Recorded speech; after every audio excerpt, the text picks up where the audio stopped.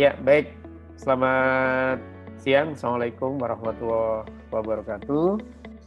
Baik, selamat berjumpa lagi di seri perkuliahan daring di algoritma komputer ya. Tidak ada satu kata pun yang saya sampaikan ke Anda adalah bahwa Anda adalah orang-orang terbaik yang pernah Pak Kusnawi temukan, dan saya juga akan menemukan orang-orang terbaik yang tentunya semua akan bisa menjadi terbaik karena Anda merasa adalah orang yang terpilih gitu ya. Karena kalau udah orang terpilih itu segala sesuatu yang Anda lakukan pun pasti akan menjadi terbaik. Dan yang kedua, saya yakin Anda kan masih muda, milenial gitu ya. Dan 5 tahun, 10 tahun, 20 tahun, kalianlah yang sebetulnya akan memegang peranan penting untuk bangsa ini. Artinya pada hal kecil dulu ya. Anda bisa membanggakan untuk orang tua Anda, ya kan?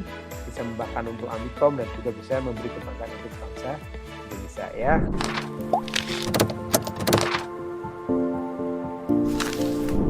Oke, baik teman-teman. Di minggu yang lalu teman-teman sudah membahas tentang algoritma dan pemrograman ya, di mana di situ teman-teman bisa mendefinisikan apa itu algoritma gitu ya, kemudian hubungannya dengan program dan hubungannya dengan bahasa pemrograman. Prinsipnya adalah pada saat teman-teman ingin membuat suatu program ya, itu sebetulnya adalah teknis ya, menerjemahkan dari suatu algoritma yang Anda buat.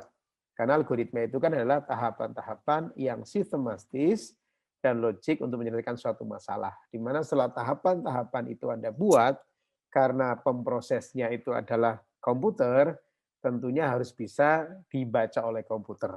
Nah, salah satunya adalah merubah dalam bentuk algoritma ke dalam bentuk apa? Kode-kode program menggunakan bahasa pemrograman. Ya, setelah itu baru ada proses yang kita sebut sebagai compiler dan interpreter. Ya, setelah itu menjadi bahasa mesin dan komputer bisa menerjemahkan apa yang Anda instruksikan. Prinsipnya begitu ya. Dan dalam keseharian teman-teman juga saya yakin sudah melakukan algoritma ya. Suatu saat mungkin Anda pengen mendekati seorang cewek gitu kan. Tentunya kan Anda harus tahu siapakah dia gitu kan. Kemudian keluarganya seperti apa ya kan. Debit bobotnya seperti apa gitu kan. Apa yang harus saya lakukan? Pertama harus bagaimana? Kedua harus bagaimana ya kan? Ketiga harus bagaimana seterusnya gitu kan. Kemudian Anda bisa mendapatkan hatinya. Itu kan berarti juga bagian dari proses yang namanya algoritma kan gitu ya. Oke. Nah, pada saat bicara tentang algoritma, jadi algoritma itu memang biasanya kan akan diterjemahkan oleh seorang programmer istilahnya ya. Jadi akan diterjemahkan atau siapapun. Artinya sebuah penyajian atau algoritma yang Anda susun, yang Anda buat harus bisa dimengerti oleh orang lain, kan begitu. Sehingga orang lain paham maksud dari apa yang Anda sampaikan, tahapan-tahapan apa yang Anda sampaikan. Karena misalkan saya sebagai seorang analis ya, kebetulan sebagai seorang analis katakanlah sistem, kemudian saya mendefinisikan satu masalah, kemudian saya mencoba bikin sebuah algoritma gitu ya, yang kemudian algoritma sudah tersusun dengan sangat baik, kemudian seorang programming akan mencoba menerjemahkan dari algoritma yang saya susun ke dalam bentuk kode-kode program, kan begitu. Sehingga harus ada persamaan persepsi. Ya, harus ada komunikasi bahwa saya sebagai seorang analis, sebagai seorang pembuat algoritma, kemudian mungkin teman saya sebagai seorang programming, dia juga harus bisa menerjemahkan apa keinginan kita, ya. Jadi prinsipnya teman-teman bahwa biasanya kalau orang programming atau seorang yang membuat program, dia juga otomatis pasti bisa membuat sebuah minimal algoritma ya, karena biasanya ada kombinasi di situ ya. Oke. Nah, di minggu ini kita akan bicara tentang apa yang disebut sebagai penyajian algoritma ya. Apa itu penyajian algoritma? Intinya adalah menuangkan sebuah gagasan, langkah-langkah yang sudah kita susun bisa dipahami oleh orang lain untuk membacanya dan mampu memberikan solusi yang tepat. Ya, artinya memang dari algoritma yang Anda susun ya setelah Anda pahami, oh betul sesuai. Artinya tadi bagaimana Anda ikut ujian masuk di Amikom, tahapannya kan ada. Pertama, kunjungi pmb.amikom.ac.id. Kemudian yang kedua, gitu kan, Anda login. Kemudian yang ketiga, Anda ikut ujian online gitu kan. Kemudian yang ketiga dan seterusnya. Itu kan langkah-langkah sampai pada akhirnya Anda dinyatakan diterima kan gitu ya. Itu terkait dengan penyajian algoritma. Nah, kemarin udah saya singgung ya. Jadi algoritma yang Anda susun teman-teman itu tentunya harus algoritma yang punya disebut sebagai algoritma yang baik. Karena setiap manusia pada saat menerjemahkan suatu masalah itu biasanya caranya bisa berbeda-beda gitu lah. Jadi sebenarnya tidak masalah. Misalkan saya ada satu kasus ya, kemudian Ray menjawabnya dengan tahapan-tahapan ini. Kemudian Mas Bintang menjawab dengan tahapan-tahapan ini. Atau mungkin Mbak Ismi tahapannya berbeda, tetapi tujuannya sama, yaitu menyelesaikan satu masalah. Masalahnya apa? Misalkan ke Malioboro ya kan. Ray mungkin dari Wonosari mampir ke Magelang, mampir ke Temanggung, baru ke Malioboro. It's okay boleh, karena intinya adalah tujuannya adalah ke Malioboro.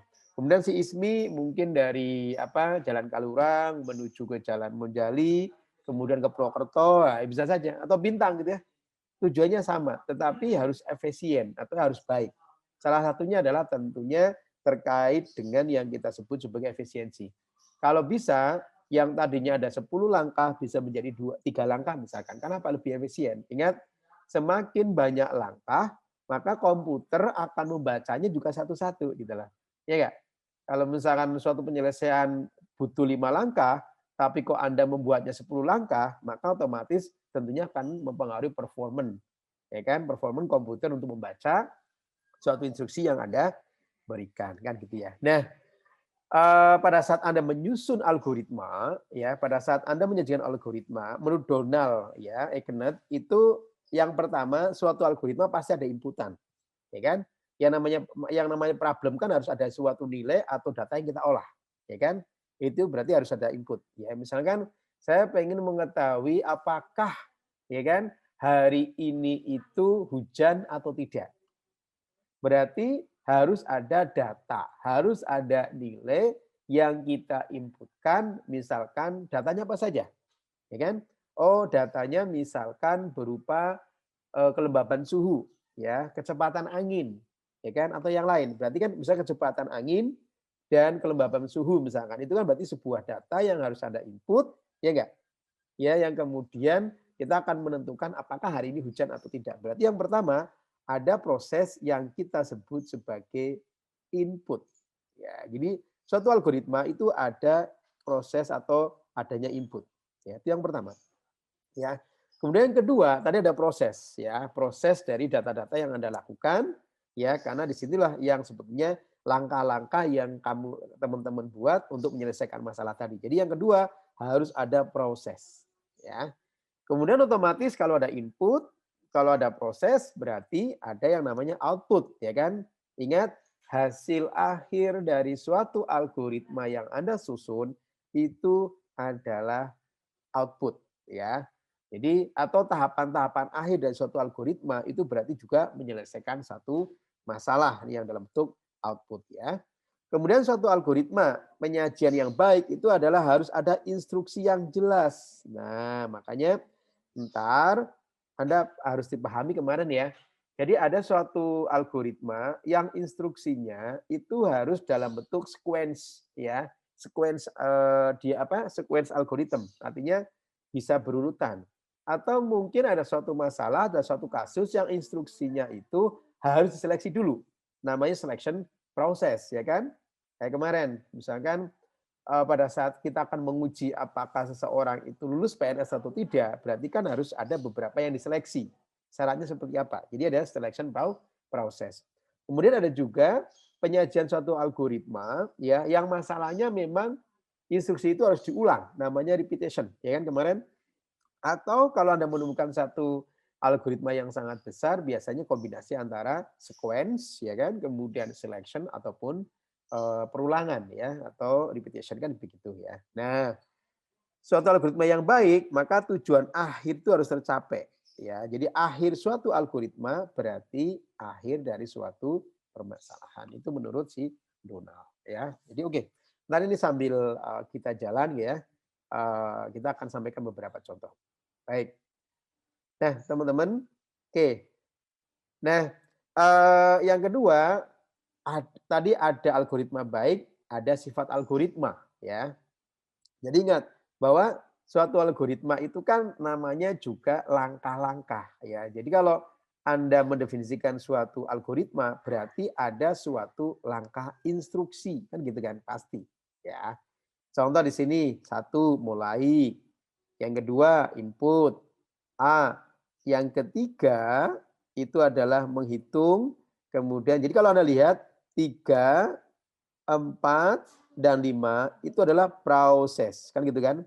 Ini ada proses, di sini ada input, kemudian di dalam suatu proses di sini ada output misalkan ya. Jadi ada proses, input, output ya dan seterusnya.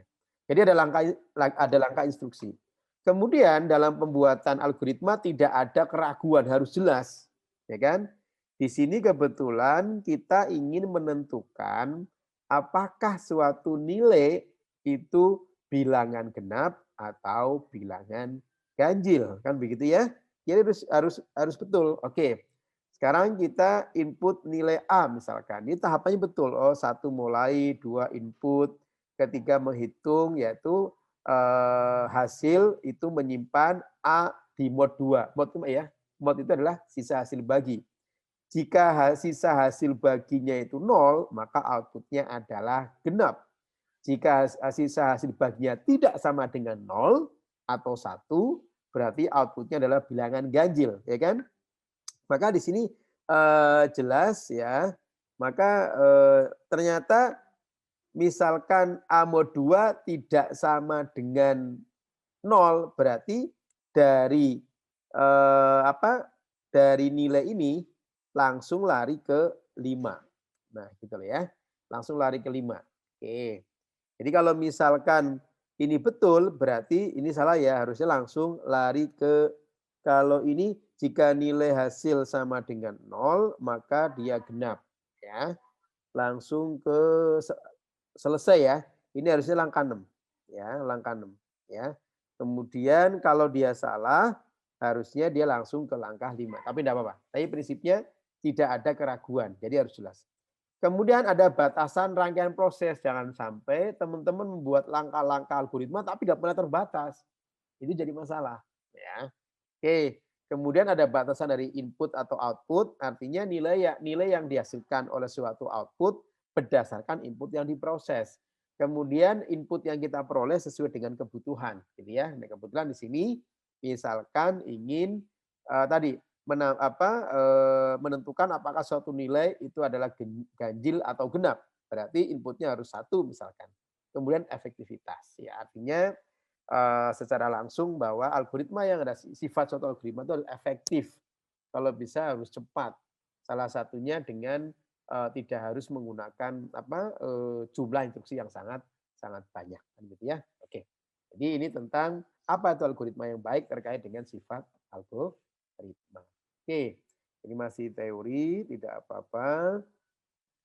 Baik, kemudian, nah tadi input itu kan berarti data yang dimasukin ya. Saya kira tadi sudah saya jelaskan. Kemudian data itu atau input harus sesuai dengan jenis algoritma yang bersangkutan.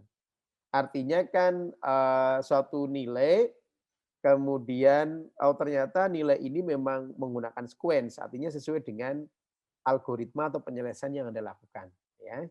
Kemudian algoritma haruslah menghasilkan suatu output. Makanya pasti harus ada input, ada proses, kemudian ada output ya. Baik. Nah, terkait dengan penyajian, jadi bentuk penyajian algoritma itu dibagi dua. Ada dalam bentuk tulisan, ada dalam bentuk gambar. Ya, saya yakin teman-teman.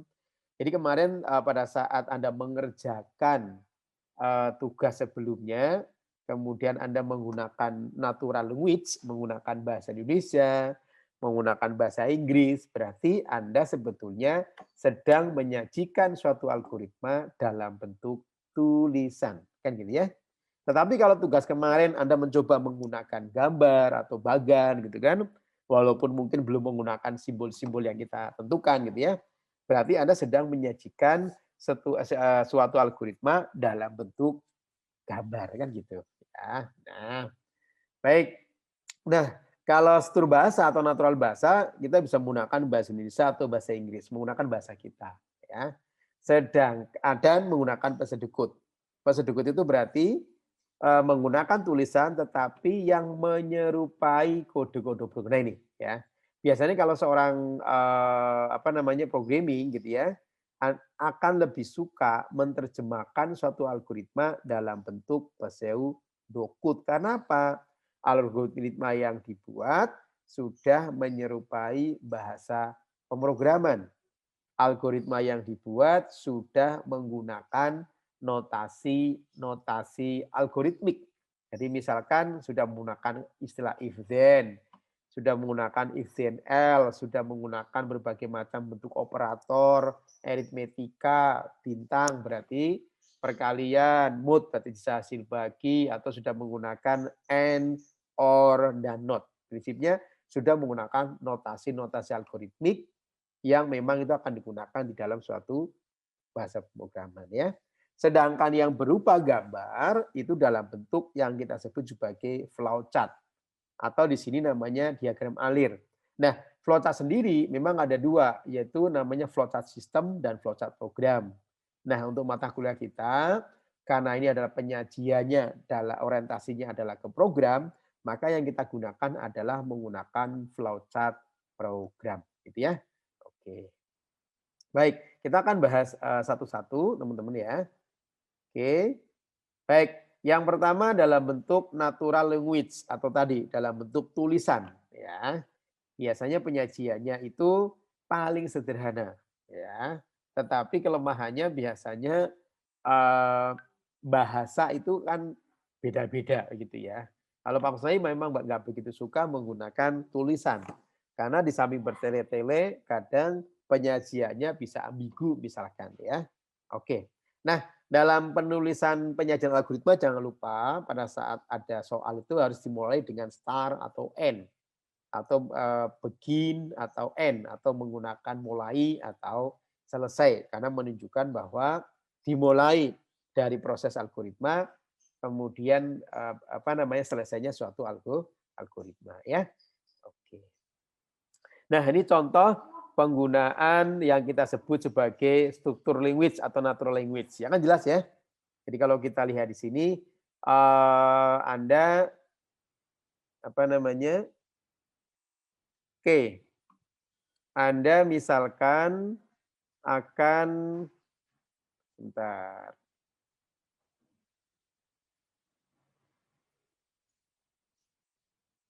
Oke, misalkan ya di sini algoritma menghitung kasus luas persegi panjang. Kan tahapan yang Anda lakukan pertama adalah harus paham dulu. Apakah itu luas persegi panjang? Kan begitu. Oh, luas persegi panjang itu adalah panjang dikalikan lebar. Kan gitu kan? Oke, berarti untuk bisa menghitung luas persegi panjang, Anda harus mendefinisikan mana panjang, panjang dan lebar. Itulah kemampuan Anda memahami satu masalah gitu maksudnya. Ya. Setelah itu Anda lakukan apa? Yaitu langkah-langkahnya. Oke. Yang pertama mulai, kemudian yang kedua masukkan nilai panjang atau P dan lebar. Berarti ini masuk kategori input, ya kan? Suatu algoritma itu pasti ada proses inputnya. Kemudian yang kedua, menyiapkan variabel luas. Berarti apa namanya? Dengan rumus panjang kali lebar, ya kan? Berarti ada variabel luas untuk apa namanya? Menghitung panjang kali lebar dan proses panjang kali menghitung luasnya yaitu panjang kali lebar kan gitu ya. Nah, ini berurutan. Kemudian yang kelima adalah output ya, cetak luas persegi panjang dan selesai. Ini jelas ada kategori input, ada kategori proses, ada kategori output. Nah, apakah ini efektif atau tidak? Jelas atau tidak tentunya Anda yang punya kompetensi atau tanggung jawab untuk itu. Nah, jika ternyata penyajiannya seperti ini, inilah yang disebut sebagai natural language gitu ya. Contoh lagi ini misalkan algoritma untuk menghitung volume kubus, ya kan? Berarti Anda juga harus tahu, oh kalau volume kubus itu berarti ya, karena ini menghitung volume kubus dengan sisi. Ini berarti kasusnya adalah algoritma untuk menghitung volume kubus dengan sisi ini, ya, S misalkan. Oh, berarti karena berarti kita akan mendefinisikan suatu S ya sebagai sisi ya. Syukur-syukur kalau Anda bagus, Anda langsung bisa mengetahui, oh S itu bentuk tipe datanya apa. Kalau perhitungan biasanya tipe datanya adalah integer atau boleh menggunakan numerik. Artinya kan berarti pasti nggak mungkin string dong, ya kan? Masa Agus ditambah Agus kan tidak bisa gitu ya. Berarti kalau ini volume kubus berarti pasti integer. Kemudian outputnya untuk menghitung volume di apa namanya wakili dengan variabel f, dia tipenya juga integer. Nah, kalau teman-teman bisa langsung mendefinisikan ini bagus. Ini artinya apa? Berarti Anda memahami satu masalah. Ya, jadi Anda udah keren. Jadi Anda memahami satu masalah di sini. Oke. Kemudian barulah urutannya mulai ya, memasukkan sisi S, hitung volume S dikali S dikali S, kemudian disimpan di dalam variabel F, tuliskan hasil F, kemudian selesai. Nah, ini juga bentuk penyajian dalam struktur language atau natural language. Saya kira ini mudah ya. Tapi saya ulangi lagi, besok Anda akan saya fokuskan di pertemuan-pertemuan berikutnya adalah dua, yaitu penggunaan pesedekut dan flowchart. Karena itu yang umum digunakan, banyak digunakan pada saat Anda ingin membangun suatu program. Ya, oke. Baik, ini untuk penyajian dalam bentuk tulisan yaitu natural language ya. Oke. Kemudian untuk bentuk tulisan yang berikutnya adalah yaitu pseudocode. Nah, tadi saya bilang. Jadi penyajian pseudocode itu penyajian yang mirip dengan kode program ya. Jadi tadi sudah menggunakan notasi algoritmik ya, di mana prosedur itu adalah deskripsi dari algoritma yang menggunakan struktur sederhana yang menyerupai, ya kan? Menyerupai. Namanya PSEU, PSEU itu menyerupai. Code berarti kode gitu ya. Sehingga memang ini biasanya lebih mudah diterjemahkan oleh seorang programmer. Mudah diterjemahkan pada saat Anda ingin menggunakan bahasa pemrograman. Karena biasanya notasi-notasi algoritmik yang sudah Anda pelajari, misalkan penggunaan if then ya. Misalkan aja, ya kan? Penggunaan if then ya. Oke. Misalkan penggunaan if then, ya kan? Kemudian if then else. Sebentar, ini kok nggak ada ya. If then else misalkan ya. Dan seterusnya. Kemudian penggunaan or, ya kan? Penggunaan not, pokoknya macam-macam lah ya. Ini semuanya adalah notasi-notasi algoritmik yang memang secara umum akan Anda gunakan di suatu program. Jadi ini ya, biasanya lebih menggunakan yang namanya pseudocode. Oke. Baik. Nah, dalam struktur penulisan pseudocode harus ada 3 bagian. Ya, saya ulangi lagi. Pertama ada judul. Ya, jadi judul itu adalah singkatan atau urean atau suatu kalimat singkatan tentang apa yang mau Anda selesaikan atau gambaran algoritma apa yang akan Anda selesaikan ya atau lakukan. Itu judul. Biasanya judul itu akan digunakan sebagai judul program. Jadi judul algoritma biasanya digunakan sebagai judul program biasanya loh ya.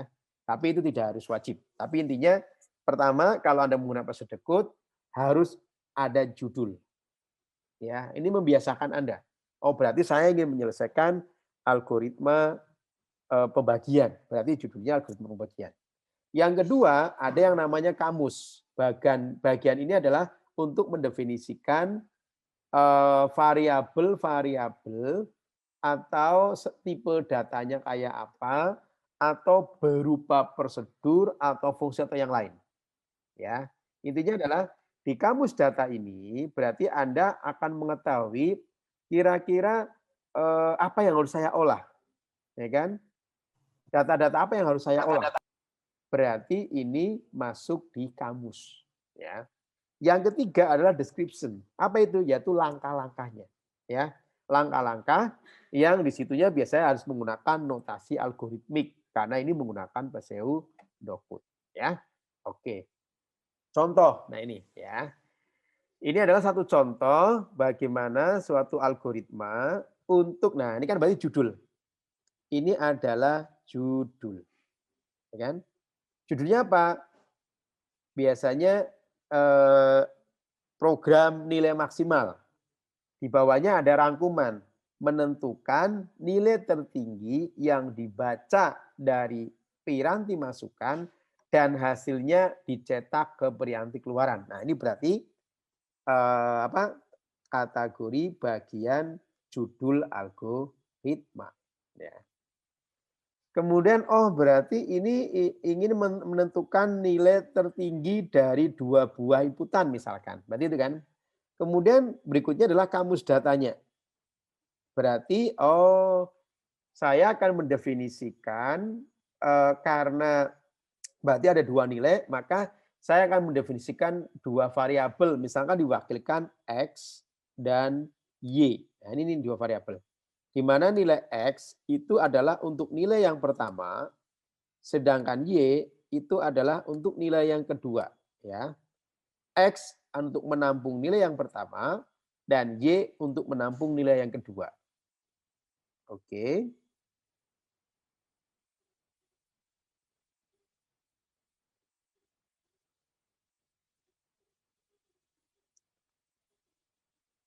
Sebentar ini. Oke, ya. Jadi ini, kemudian untuk hasil, ya, ini adalah untuk menampung apakah yang tertinggi itu nilai X atau nilai Y. Nah, ini namanya adalah kamus data. Kemudian kalau Anda mampu, oh berarti yang kita olah dalam bentuk integer. Berarti di sini tipe datanya integer. Ya, jadi tipe datanya itu berupa nilai. Oke. Kemudian yang berikutnya adalah description atau langkah-langkahnya. Nah, oke. Jadi input X, Y ya kan? Karena nilai X-nya harus diketahui ya. Oh, nilai X-nya ya, misalkan 10 ya kan, Anda masukkan. Kemudian nilai Y-nya misalkan 12. Nah, ini kan berarti ada input ya. Berarti ini langkah 1. Langkah 1. Kemudian ini langkah 2, ya sebenarnya ya. Kemudian ini langkah 3, langkah 4, langkah 5 sebetulnya ya. Cuma biasanya kalau di pas ada kuhut Anda bisa silakan tanpa menuliskan urutan langkahnya atau dituliskan juga tidak masalah. Nah, oke, berarti karena ini adalah menentukan nilai maksimal dari 2 nilai, maka di sini. Nah, pada saat Anda ingin menentukan 2 nilai berarti harus dibandingkan toh. Apakah X lebih besar daripada B atau B lebih besar daripada X. Berarti dalam benak Anda, oh kita akan menguji, kita akan menseleksi manakah di antara 2 nilai itu yang betul atau salah. Maka di situ Anda paham, oh berarti saya harus menggunakan notasi algoritmik yaitu if then, kan begitu. Ya enggak? Ya kan? Berarti kita harus menggunakan if then sekarang. Ya enggak? Masih ingat kan teori if then? Nah, ini berarti kondisi. Kita akan uji. Ya. Tadi nilai X-nya itu tadi 10 misalkan, ya. Kemudian nilai Y-nya itu adalah 12 misalkan. Ya enggak? Maka kita cek apakah 10 itu lebih besar daripada 12? Ya, ingat. Jika suatu P itu true gitu kan. Ya, artinya di sini kan berarti kondisinya. Jika X, apakah X lebih kecil daripada Y? X-nya berapa? 10, Y-nya 12. Berarti X lebih kecil daripada Y, betul atau salah? Oh, ternyata true, ya kan? Maka otomatis nilainya ya eh, ini jika X lebih kecil daripada Y, berarti nilainya adalah X ya. Oke, teman-teman, ini ada salah ya. Oke, ini salah nih. Soalnya salah enggak apa-apa. Di sini kan menentukan nilai maksimal ya, harusnya X begini ya. Ini aduh ya, enggak apa-apa ya. Ini harusnya simbolnya kebalik nih ya. Aduh, ya Pak Kusnawi tidak ya, tidak apa namanya kurang kurang teliti tapi enggak apa-apa. Jadi jika X lebih besar daripada Y, maka hasilnya X. Sekarang apakah 10 lebih besar daripada 12? Jawabannya ternyata salah. Ya. Karena ada dua kondisi berarti di sini Anda menggunakan if then else. Kan gitu kan? Masih ingat kan? Ya. If ya kan? P then ya Q else R gitu. Nah, sudah popo ya kan. Ini ya. Jika P-nya true, maka yang dikerjakan adalah Q. Ini jika P-nya true, ya. Jika P-nya false, ya kan, maka yang dikerjakan adalah R. Nah, di sini kan X lebih besar daripada Y sebagai nilai P, ternyata false. Berarti yang dikerjakan adalah setelah else. Berarti X-nya 10, Y-nya 12, nilai terbesarnya adalah Y, yaitu 12. Kemudian outputnya seperti ini. Nah itu maksudnya. Ya. Ini contoh nyata penyajian algoritma dalam bentuk pseudoku. Nah kalau udah seperti ini, enak banget kita menggunakan programnya. Tapi sementara ini saya nggak contohkan dulu dengan program, kita akan mencontohkan setelah UTS. Jadi kasus, algoritma, program. Kasus, algoritma, program. Ya, oke. Nih, ini contoh gambaran penyajian dalam bentuk pseudoku. Ya, oke, baik.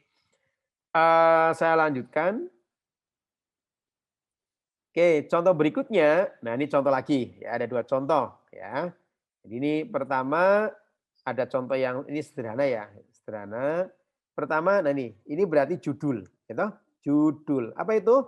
Menghitung luas segitiga. Kemudian ada, nah deklarasi itu atau sama dengan kamus data itu boleh, ya. Karena tadi deklarasi atau kamus data itu berisi tentang variabel atau jenis tipe data atau nama fungsi atau prosedur yang akan kita olah, ya kan? Kemudian berikutnya baru deskripsi. Oh, yang pertama, nah ini read itu sama ya, read itu sama dengan input. Input A, input T, A sebagai alas, T sebagai tinggi. Kemudian menghitung luas segitiga, yaitu alas kali tinggi dibagi dua. Kemudian menampilkan. Nah ini contoh pseudocode. Kalau dirubah dalam bentuk program, jauh lebih mudah. Contoh lain misalkan di sini tadi sudah ya menentukan bilangan apakah positif menentukan bilangan positif genap atau ganjil. Ini berarti judul algoritma.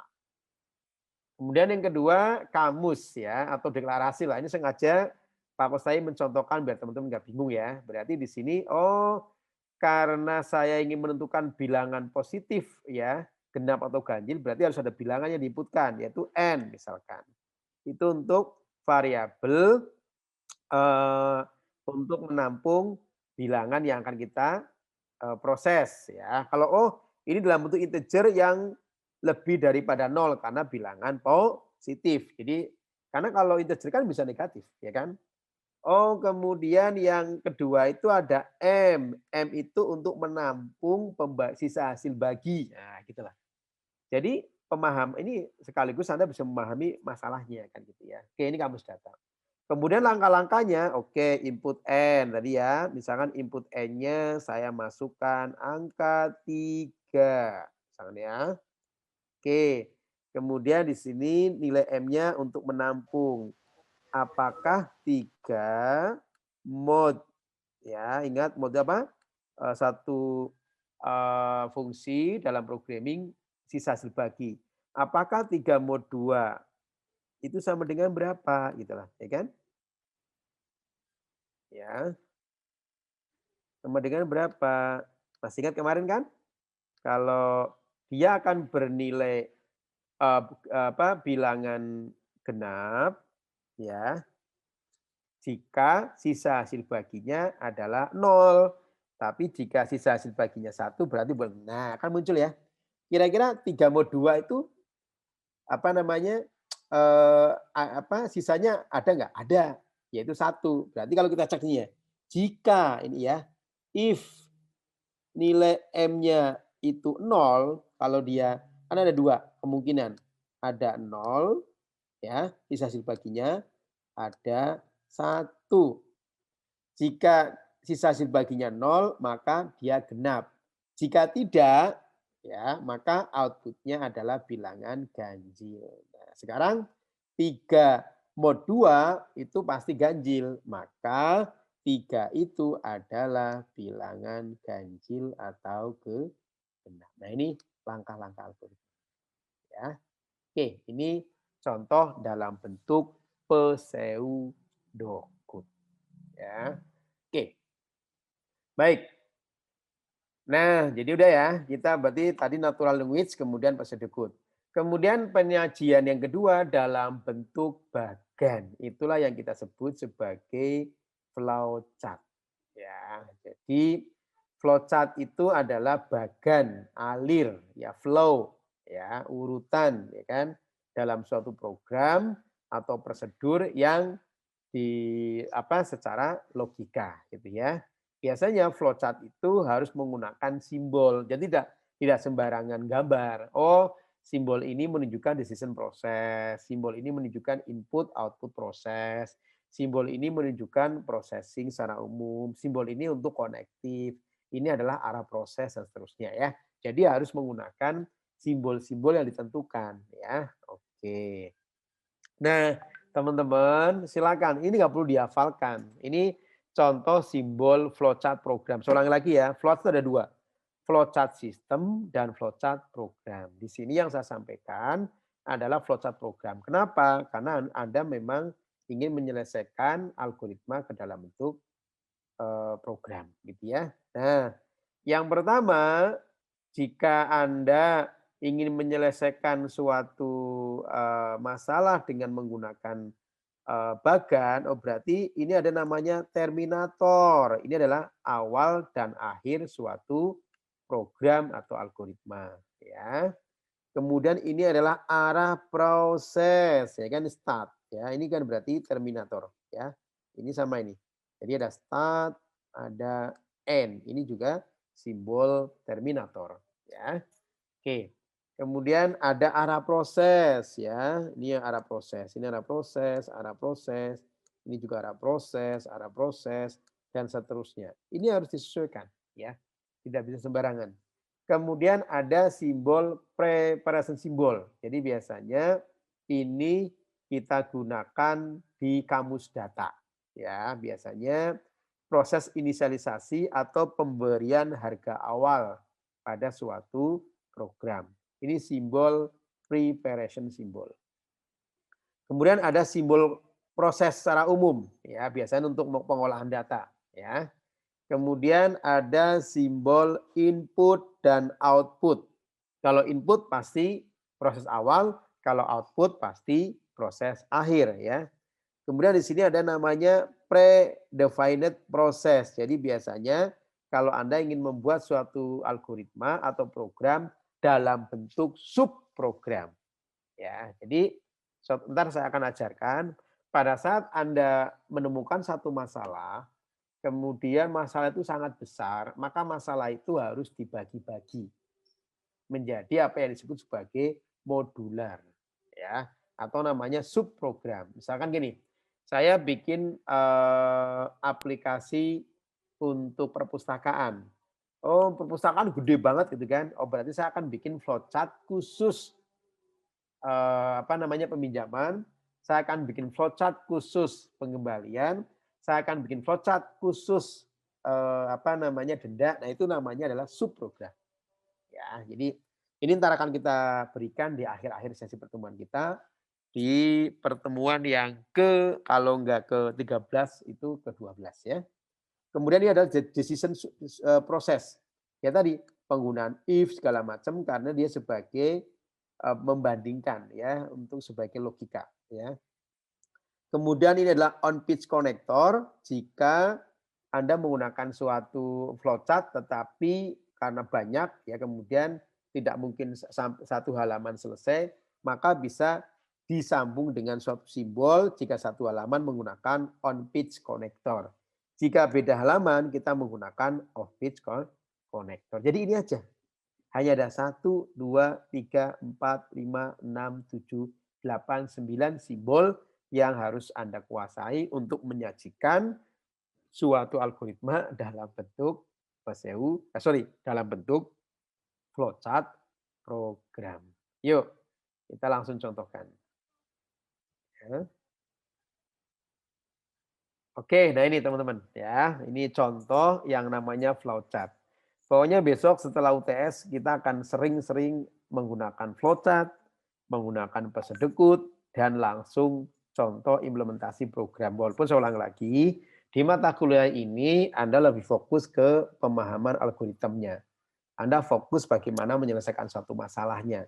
Cuma biar memang apa yang algoritma yang kita buat betul atau tidak, biasanya memang kita contohkan dengan program. Oke, nah ini contoh suatu flowchart.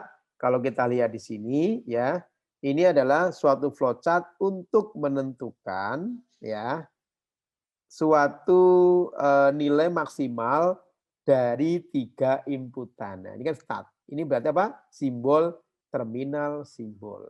Ini juga terminal simbol kan gitu ya. Oke. Kemudian di sini adalah mendeklarasikan ya. Jadi di sini mendeklarasikan ya. Oke. Kemudian jadi dia menggunakan kita mendeklarasikan oh berarti ada 3 variabel A, B dan C ya. Atau ini harusnya menggunakan ini ya, ini kadang menggunakan simbol preparation simbol itu juga boleh ya. Enggak apa-apa. Jadi dia bisa untuk mendeklarasikan tapi syaratnya harus ada nilainya memang. Tapi kalau untuk ada variabel tok tanpa nilai ya tok nah gitu ya. Berarti menggunakan kotak biasa. Kemudian di sini adalah simbol input ya. Ini harusnya agak miring ini enggak begitu harusnya ini miring ya. Tapi ini udah miring ya. Nah, ini miring harusnya ya. Jadi ini berarti input simbol ya. Ini input simbol. Oke. Yang diinputkan apa? Nilai A, B, dan C. Jadi harus sesuai ya dengan yang Anda deklarasikan. Kemudian ingin menguji. Nah, ya kan? Ingat kalau Anda menggunakan Hisen itu kan pasti true dan false. Kayak tadi kan, jika benar maka apa dan seterusnya ya. Jadi kita akan menguji. Yang pertama kita akan menguji apakah nilai A lebih besar daripada B. Nah, gitu loh. Jika benar, true, dia akan menguji lagi apakah A lebih besar daripada C. Karena ini contoh algoritma menentukan nilai terbesar dari 3 buah nilai. Maka dia akan menguji, apakah A lebih besar daripada B? Oh benar, dia uji lagi. Apakah A lebih besar daripada C? Oh kalau memang betul berarti nilai maksimalnya adalah A. Ini berarti simbol output.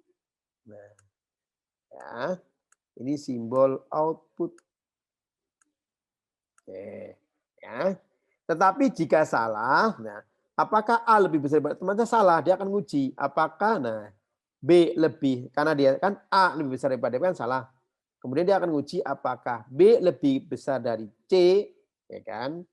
Karena kalau misalkan apakah A lebih besar daripada B kan salah, berarti pasti B lebih besar daripada A. Maka dia false di sini. Dia akan ngecek lagi, apakah B lebih kecil lebih besar daripada C? Oh, kalau dia true berarti nilai terbesarnya adalah B. Ini kan input. Ya. Ternyata semuanya false, ya kan? Berarti kalau A-nya nggak benar, bukan terbesar, B-nya juga nggak benar atau tidak terbesar, otomatis yang terbesar adalah C. Contoh yuk ya. Ini biar teman-teman bisa memahami. Oke, sekarang nilai A-nya saya kasih misalkan 6. Nilai B-nya saya kasih misalkan 8. Ya, bisa menggunakan 8. Wes bisa ya. Nilai C-nya misalkan saya kasih adalah 4. Nah, coba sini. Yuk, kita akan hitung. Oke, ini berarti pasti menggunakan apa? If then else. Kalau dalam pseudo ya. Jadi kita akan cek di sini ya. Kan ini berarti sudah kita inputkan ya. Nilai A-nya 6, B-nya 8, C-nya 4, kan begitu nggih. Baik. Nah, sekarang kita akan uji menggunakan simbol decision symbol. Pokoknya kalau uji itu gitu. Apakah 6, ini kan berarti 6 ya. Oke. Oke. Ini kan berarti tadi nilainya 6 ya. Apakah 6 lebih besar dari 8? Kan gitu. Ternyata jawabannya pasti true kan? Nah, kemudian dia akan menguji lagi. Nah, karena memang kan ada 3 nilai.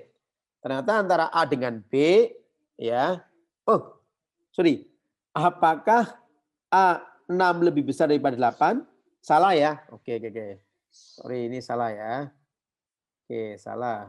Jadi saya ulangi lagi. Waduh, mau hilang lagi ya. Tadi A-nya berapa? A-nya tadi 6. B-nya berapa tadi? 8. C-nya adalah, bentar, ini kok sering gini ya. C-nya tadi berapa C-nya? Berapa tadi? 4 ya, Bu? 4, Pak. Oke, makasih, Mbak. Sip ya. Kemudian kita akan uji kan di sini kan. Apakah 6 sini kan lebih besar daripada 8? Ya. 8. Ternyata jawabannya salah. Berarti kan dia ke sini kan. Jawabannya adalah salah. Nah, itu kan false. Ya kan? Dia akan diuji lagi. Oke. Apakah 8 itu lebih besar daripada 4? Ya kan? Gimana? Apakah 8? Jawabannya adalah true. Ya kan? Jawabannya true. Berarti nilai terbesar itu adalah B. Jelas kan memang? Kalau Anda udah tahu 6, 8, 4 nilainya pasti paling besar adalah B. Tetapi Anda harus bikin algoritmanya. Inilah algoritmanya gitu. Dalam bentuk apa namanya? Flowchart. Sekarang kalau kita rubah misalkan akan beda lagi hasilnya. Misalkan A-nya sekarang 2, B-nya sekarang 10 ya. C-nya sekarang misalkan 2. Sorry. Kita uji lagi. Apakah 2 lebih besar daripada B? Salah kan? Balik ke sini. Kita cek lagi. Apakah 10 lebih, wah ini otomatis jawabannya 10 lagi. Sorry, ini kita ganti lagi maksudnya ya. Ini misalkan 2, ini 2, ini 10 maksudnya gitu loh. Nilainya jadi sama tadi ya. Oke, yuk. Apakah 2, nah ini yang jadi harus diperhatikan. Apakah 2 lebih besar daripada 2? Jawabannya salah apa benar? Salah ya. Karena kan dia bahwa 2 itu sama dengan 2, berarti false di sini. Cek. Kemudian dia cek, apakah 2 lebih besar daripada 10? Kan C-nya tadi 10. Salah. Oh, berarti jawabannya C. Maka nilai terbesar pasti dulu. Nah ini algoritma flowchart. Nah ini kalau sudah seperti ini, bisa Anda terjemahkan ke dalam bentuk program. Ya, ini contoh flowchart. Oke, kemudian berikutnya adalah sebuah contoh flowchart ini untuk menentukan apakah seorang mahasiswa lulus atau tidak berdasarkan nilai yang diinputkan. Ini tadi terminal simbol. Ini input simbol. Nah, ini decision simbol. Dia akan mengecek. Misalkan nilai saya itu adalah 80, ya kan. Anda masukkan nih nama Kusnawi nilai 80. Dia ngecek apakah nilai lebih besar daripada 70? Nilainya tadi berapa? 80. Berarti pasti, nah ini harusnya ada kata-kata true ya. Ini harus ini true, ini false. Ini belum ditulis nih. Oke. Apakah 80 lebih besar daripada 70? Oh benar. Berarti Pak Kusnawi lulus. Kemudian di sini menampilkan ya namanya siapa? Kusnawi, nilainya berapa? 80, keterangannya lulus. Jadi ini diambil dari nah, ini yang nama ini dia nilai ini akan diambil dari keterangan ini ya atau dari keterangan ini ya. Sedangkan nilai ini akan diambil dari nilai yang tadi Anda inputkan ya. Sedangkan nama ini juga sama dari yang Anda inputkan. Nah, ini contoh flowchart menentukan suatu mahasiswa lulus atau tidak berdasarkan nilai yang diinputkan. Kebetulan nilainya 80, maka lulus. Kalau saya nilainya bukan 80, ya. Misalkan nilai saya itu ya. Misalkan nilai saya itu misalkan 50. Ya kan? Maka apakah 50 lebih besar daripada 70? Salah kan? Berarti saya tidak lulus kan gitu ya. Baik. Ini contoh penyajian dalam bentuk flowchart. Jadi teman-teman, saya yakin kalau masalah simbol Anda akan paham dengan cepat. Tapi justru yang dibutuhkan adalah Anda harus memahami masalah penyelesaiannya seperti apa kan gitu ya. Baik. Oke, kemudian ini berarti udah flowchart ya. Nah, ini contoh lain, ini contoh flowchart yang secara umum, bukan untuk program ya. Jadi kita nih misalkan flowchart proses produksi ya. Ini biar teman-teman paham bahwa kadang penggunaan flowchart juga tidak melulu tapi otomatis kalau karena memang kita untuk programming ya, untuk program. Ini contoh kata mulai ya. Ini berarti harusnya menggunakan simbolnya begini ya. Oke ya. Kemudian ya ini harusnya simbolnya menggunakan seperti ini. Ya, oke. Nggak apa-apa, ya hampir mirip. Kemudian ini distributor memproduksi barang, kemudian barang disimpan, agen memesan ke distributor, apakah stoknya barang. Kalau ada itu artinya true ya. Ini artinya true ya. Kalau tidak ada itu artinya false gitu ya. Ini contoh ya. Apakah agen memesan barang, status stoknya apa? Tidak ada, berarti dia akan mengecek lagi di distributor barang. Oh, kalau ada, dia akan konfirmasi, melakukan transaksi, status transaksinya apa? Disetujui atau tidak? Kalau tidak disetujui, ini berarti kan kategorinya adalah false, ya.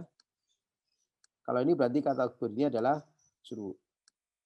Kalau tidak disetujui, dia akan balik lagi, barang disimpan di dalam gudang. Kalau setuju, barang dikirim, barang diterima di agen, kemudian apakah status barangnya oke, kalau layak, nah layak ini berarti kan kategori true. Kalau layak berarti barang dijual, kemudian status penjualan barang, apakah barang yang dijual laku atau tidak ya. Kalau berarti laku, itu berarti true. Ini berarti kalau tidak laku, ya kan, false. Kembalikan ke sini, barang dikembalikan. Kalau ini layak berarti juga ini berarti kategori false gitu ya. Berarti barang dikembalikan, barang didaur ulang kemudian masuk ke distributor pemproduksi barang. Ini contoh. Dan selesai. Ini contoh sederhana flowchart tentang proses produksi. Oke, teman-teman ya. Ini beberapa contoh penyajian algoritma dalam bentuk flowchart. Ya, ini memang apa namanya tidak terlalu banyak materi yang saya sampaikan terkait dengan apa penyajian algoritma, ya. Tapi prinsipnya berarti di pertemuan kali ini setelah Anda memahami tentang apa itu algoritma, ya kan? Definisi algoritma, hubungan algoritma dengan program, hubungan algoritma dengan bahasa pemrograman, maka berikutnya adalah bagaimana Anda menyajikan suatu algoritma. Apakah dalam bentuk tulisan atau dalam bentuk bagan. Nah, untuk proses selanjutnya, Anda akan saya fokuskan penyajian algoritma hanya dua, yaitu pesedekut dan flowchart. Alasannya apa? Sederhana. Karena flowchart dan pesedekut itulah yang memang paling mudah dipahami oleh seorang programming untuk menerjemahkan dari apa yang Anda sajikan. Pak, apakah salah saya menggunakan atau enggak salah ya. Tetapi saya akan lebih banyak fokusnya ke pesedekut dan flowchart. Ya, oke. Teman-teman, mungkin untuk pembelajaran sinkronis cukup sekian dan sebelum kita diskusi, saya tutup dulu ya. Luar biasa kalian untuk hari ini. Terima kasih. Selamat siang. Assalamualaikum warahmatullahi wabarakatuh.